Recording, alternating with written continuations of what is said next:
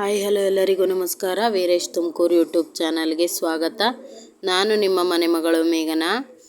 ನಾನು ಚೆನ್ನಾಗಿದ್ದೀನಿ, ನೀವೆಲ್ಲರೂ ಚೆನ್ನಾಗಿದ್ದೀರಾ ಅಂತ ಅಂದ್ಕೊಂಡಿದ್ದೀನಿ.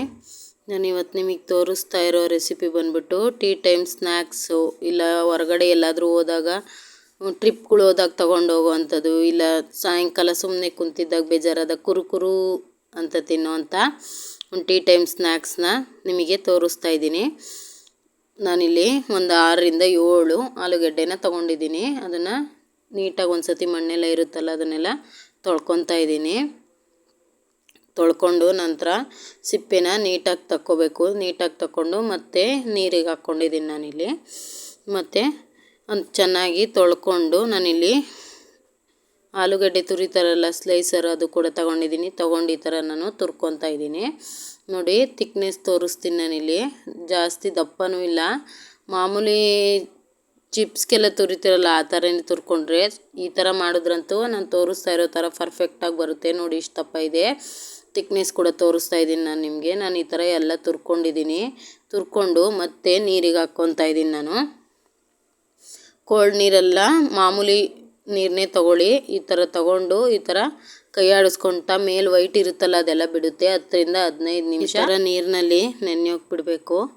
ನೆನೆಯೋಕೆ ಬಿಟ್ಕೊಂಡು ಈ ಥರ ಚೆನ್ನಾಗಿ ಒಂಥರ ಈ ಥರ ಮಾಡೋದ್ರಿಂದ ವೈಟ್ ಎಲ್ಲ ಬಿಡುತ್ತೆ. ಅದಕ್ಕೋಸ್ಕರ ನಾನು ಚೆನ್ನಾಗಿ ಕೈ ಆಡಿ ಕಿವುಚ್ಕೊತಾ ಇದ್ದೀನಿ.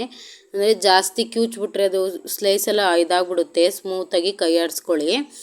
ನಂತರ ಇಲ್ಲಿ ನಾನು ಒಂದು ವೈಟ್ ಬಟ್ಟೆ ಮೇಲೆ, ಕಾಟನ್ ಬಟ್ಟೆ ಮೇಲೆ ಹಾಕ್ಕೊಂಡು ಈ ಥರ ನೀರನ್ನೆಲ್ಲ ತಕ್ಕೊತಾ ಇದ್ದೀನಿ. ಅಂದರೆ ಜಾಸ್ತಿನೂ ಒಣಗಲು ಕೂಡಬಾರ್ದು.